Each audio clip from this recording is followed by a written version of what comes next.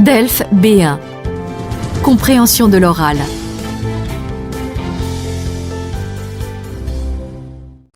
Consigne. Vous entendrez 3 fois un enregistrement sonore, d'une durée d'environ 3 ou 4 minutes à chaque fois. Vous aurez d'abord 1 minute pour lire les questions. Ensuite, vous écouterez l'enregistrement une fois. Puis, vous aurez 30 secondes pour commencer à répondre aux questions. Écoutez l'enregistrement une deuxième fois. Vous aurez alors 1 minute pour répondre aux questions. Exercice en prime. Vous aurez ensuite 1 minute pour lire les questions. Écoutez l'enregistrement une troisième fois.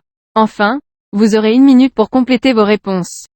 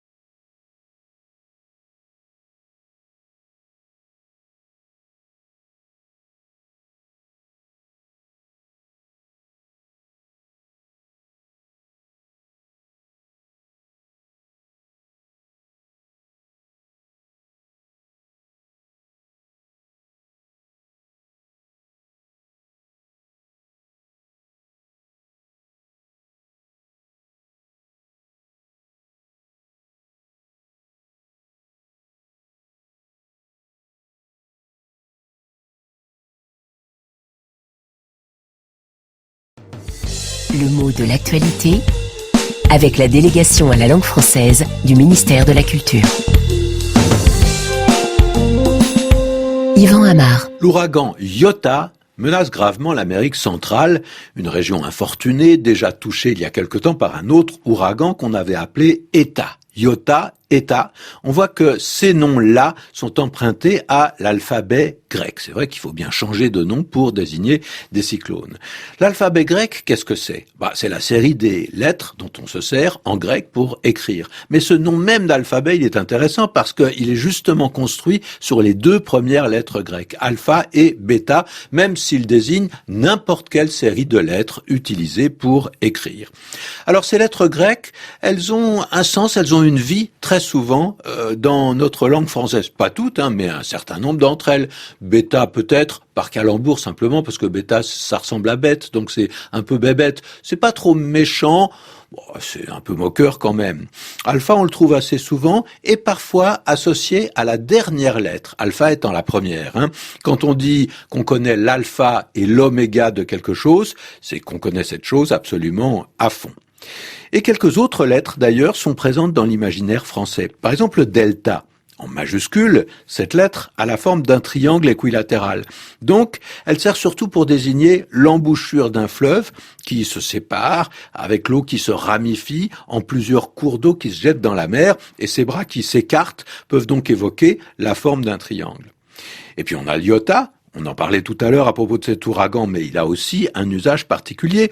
Et l'iota, c'est pas grand-chose. C'est même très très peu de choses.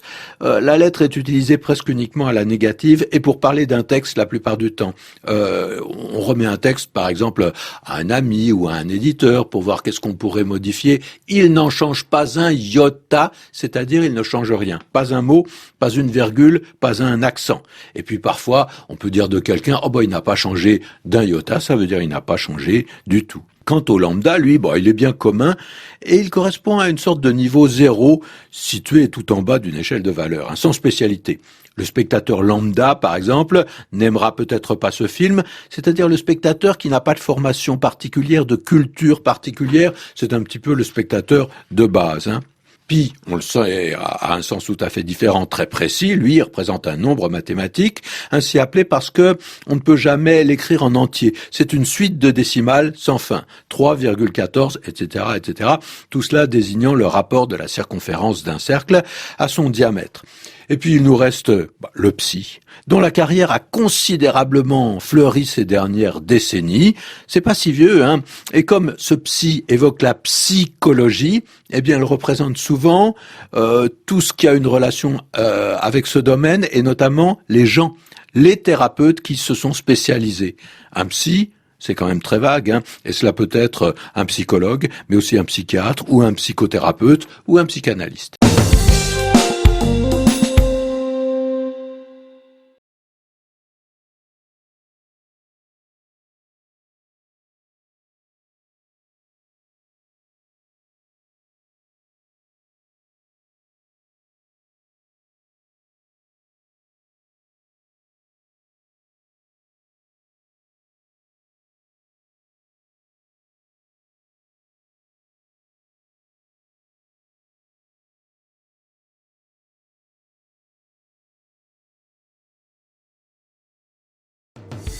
Le mot de l'actualité avec la délégation à la langue française du ministère de la Culture. Yvan Amar. L'ouragan Iota menace gravement l'Amérique centrale, une région infortunée déjà touchée il y a quelque temps par un autre ouragan qu'on avait appelé Eta. Iota, Eta, on voit que ces noms-là sont empruntés à l'alphabet grec. C'est vrai qu'il faut bien changer de nom pour désigner des cyclones. L'alphabet grec, qu'est-ce que c'est ? C'est la série des lettres dont on se sert en grec pour écrire. Mais ce nom même d'alphabet, il est intéressant parce qu'il est justement construit sur les deux premières lettres grecques, alpha et bêta, même s'il désigne n'importe quelle série de lettres utilisées pour écrire. Alors ces lettres grecques, elles ont un sens, elles ont une vie très souvent dans notre langue française. Pas toutes, mais un certain nombre d'entre elles. Bêta peut-être, par calembour simplement, parce que bêta ça ressemble à bête, donc c'est un peu bébête. C'est pas trop méchant, c'est un peu moqueur quand même. Alpha on le trouve assez souvent et parfois associé à la dernière lettre, alpha étant la première. Quand on dit qu'on connaît l'alpha et l'oméga de quelque chose, c'est qu'on connaît cette chose absolument à fond. Et quelques autres lettres, d'ailleurs, sont présentes dans l'imaginaire français. Par exemple, le delta. En majuscule, cette lettre a la forme d'un triangle équilatéral. Donc, elle sert surtout pour désigner l'embouchure d'un fleuve qui se sépare, avec l'eau qui se ramifie en plusieurs cours d'eau qui se jettent dans la mer, et ces bras qui s'écartent peuvent donc évoquer la forme d'un triangle. Et puis on a l'iota, on en parlait tout à l'heure à propos de cet ouragan, mais il a aussi un usage particulier. Et l'iota, c'est pas grand-chose. C'est même très très peu de choses. La lettre est utilisée presque uniquement à la négative et pour parler d'un texte la plupart du temps. On remet un texte, par exemple, à un ami ou à un éditeur pour voir qu'est-ce qu'on pourrait modifier. Il n'en change pas un iota, c'est-à-dire il ne change rien. Pas un mot, pas une virgule, pas un accent. Et puis parfois, on peut dire de quelqu'un, il n'a pas changé d'un iota, ça veut dire il n'a pas changé du tout. Quant au lambda, lui, il est bien commun et il correspond à une sorte de niveau 0 situé tout en bas d'une échelle de valeur, sans spécialité. Le spectateur lambda, par exemple, n'aimera peut-être pas ce film, c'est-à-dire le spectateur qui n'a pas de formation particulière, de culture particulière, c'est un petit peu le spectateur de base. Pi, on le sait, a un sens tout à fait différent, très précis. Lui, il représente un nombre mathématique, ainsi appelé parce que on ne peut jamais l'écrire en entier. C'est une suite de décimales sans fin. 3,14, etc., etc. Tout cela désignant le rapport de la circonférence d'un cercle à son diamètre. Et puis il nous reste le psi, dont la carrière a considérablement fleuri ces dernières décennies.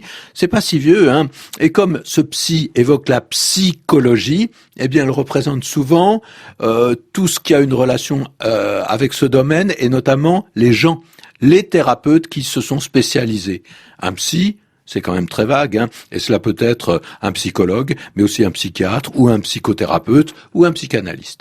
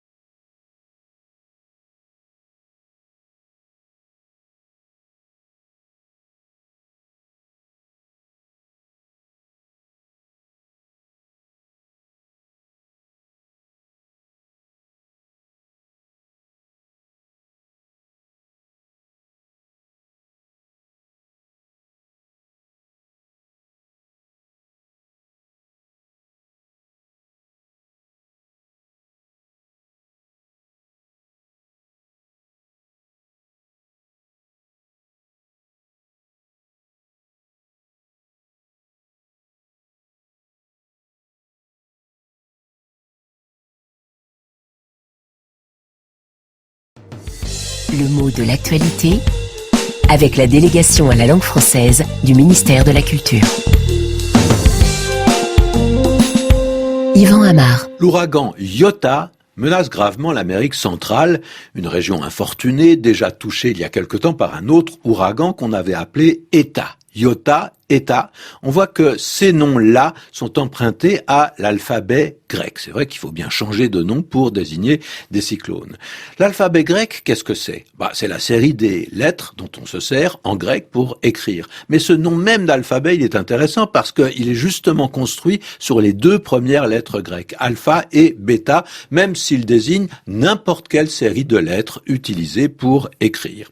Alors ces lettres grecques, elles ont un sens, elles ont une vie très souvent dans notre langue française. Pas toutes, mais un certain nombre d'entre elles. Bêta peut-être, par calembour simplement, parce que bêta ça ressemble à bête, donc c'est un peu bébête. C'est pas trop méchant, c'est un peu moqueur quand même. Alpha on le trouve assez souvent et parfois associé à la dernière lettre, alpha étant la première. Quand on dit qu'on connaît l'alpha et l'oméga de quelque chose, c'est qu'on connaît cette chose absolument à fond. Et quelques autres lettres, d'ailleurs, sont présentes dans l'imaginaire français. Par exemple, le delta. En majuscule, cette lettre a la forme d'un triangle équilatéral. Donc, elle sert surtout pour désigner l'embouchure d'un fleuve qui se sépare, avec l'eau qui se ramifie en plusieurs cours d'eau qui se jettent dans la mer, et ces bras qui s'écartent peuvent donc évoquer la forme d'un triangle. Et puis on a l'iota, on en parlait tout à l'heure à propos de cet ouragan, mais il a aussi un usage particulier. Et l'iota, c'est pas grand-chose. C'est même très très peu de choses. La lettre est utilisée presque uniquement à la négative et pour parler d'un texte la plupart du temps. On remet un texte, par exemple, à un ami ou à un éditeur pour voir qu'est-ce qu'on pourrait modifier. Il n'en change pas un iota, c'est-à-dire il ne change rien. Pas un mot, pas une virgule, pas un accent. Et puis parfois, on peut dire de quelqu'un, il n'a pas changé d'un iota, ça veut dire il n'a pas changé du tout. Quant au lambda, lui, il est bien commun et il correspond à une sorte de niveau 0 situé tout en bas d'une échelle de valeur, sans spécialité. Le spectateur lambda, par exemple, n'aimera peut-être pas ce film, c'est-à-dire le spectateur qui n'a pas de formation particulière, de culture particulière, c'est un petit peu le spectateur de base. Pi, on le sait, a un sens tout à fait différent, très précis. Lui, il représente un nombre mathématique, ainsi appelé parce que on ne peut jamais l'écrire en entier. C'est une suite de décimales sans fin. 3,14, etc., etc. Tout cela désignant le rapport de la circonférence d'un cercle à son diamètre. Et puis il nous reste le psi, dont la carrière a considérablement fleuri ces dernières décennies. C'est pas si vieux, Et comme ce psi évoque la psychologie, il représente souvent tout ce qui a une relation avec ce domaine, et notamment les gens, les thérapeutes qui se sont spécialisés. Un psy, c'est quand même très vague, et cela peut être un psychologue, mais aussi un psychiatre, ou un psychothérapeute, ou un psychanalyste.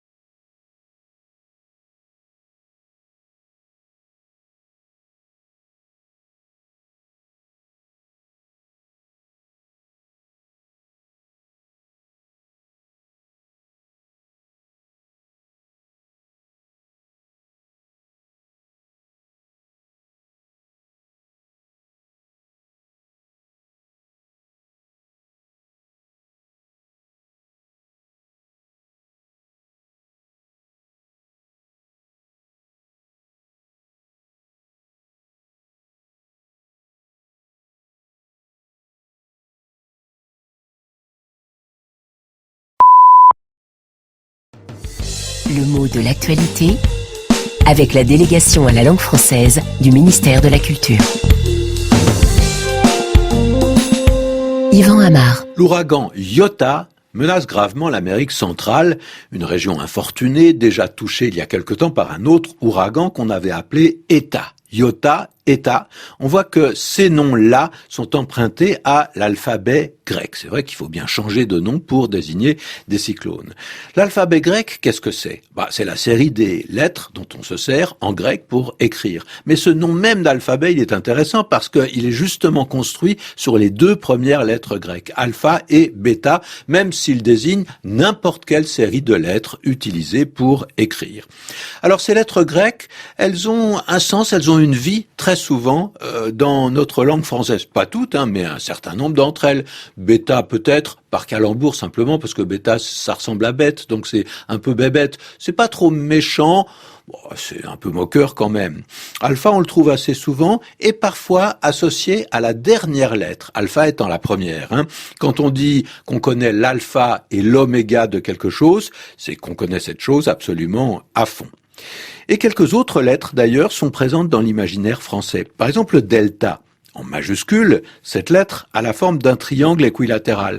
Donc, elle sert surtout pour désigner l'embouchure d'un fleuve qui se sépare, avec l'eau qui se ramifie en plusieurs cours d'eau qui se jettent dans la mer, et ces bras qui s'écartent peuvent donc évoquer la forme d'un triangle. Et puis on a l'iota, on en parlait tout à l'heure à propos de cet ouragan, mais il a aussi un usage particulier. Et l'iota, c'est pas grand-chose. C'est même très très peu de choses. La lettre est utilisée presque uniquement à la négative et pour parler d'un texte la plupart du temps. On remet un texte, par exemple, à un ami ou à un éditeur pour voir qu'est-ce qu'on pourrait modifier. Il n'en change pas un iota, c'est-à-dire il ne change rien. Pas un mot, pas une virgule, pas un accent. Et puis parfois, on peut dire de quelqu'un, il n'a pas changé d'un iota, ça veut dire il n'a pas changé du tout. Quant au lambda, lui, il est bien commun et il correspond à une sorte de niveau 0 situé tout en bas d'une échelle de valeur, sans spécialité. Le spectateur lambda, par exemple, n'aimera peut-être pas ce film, c'est-à-dire le spectateur qui n'a pas de formation particulière, de culture particulière, c'est un petit peu le spectateur de base. Pi, on le sait, a un sens tout à fait différent, très précis. Lui, il représente un nombre mathématique, ainsi appelé parce que on ne peut jamais l'écrire en entier. C'est une suite de décimales sans fin. 3,14, etc., etc. Tout cela désignant le rapport de la circonférence d'un cercle à son diamètre. Et puis il nous reste le psi, dont la carrière a considérablement fleuri ces dernières décennies. C'est pas si vieux, Et comme ce psi évoque la psychologie, il représente souvent tout ce qui a une relation avec ce domaine, et notamment les gens, les thérapeutes qui se sont spécialisés. Un psy, c'est quand même très vague, et cela peut être un psychologue, mais aussi un psychiatre, ou un psychothérapeute, ou un psychanalyste.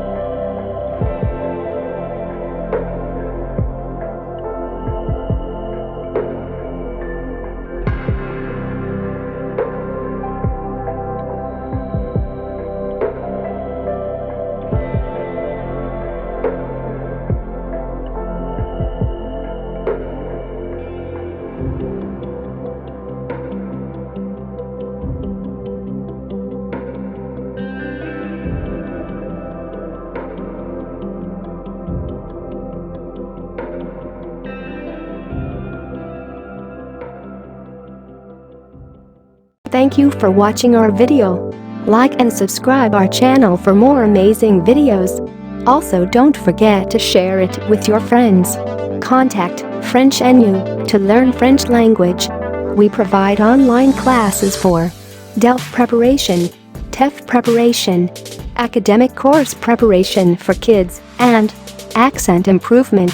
Call or WhatsApp at 987069696 or email at linguistic.fr@gmail.com.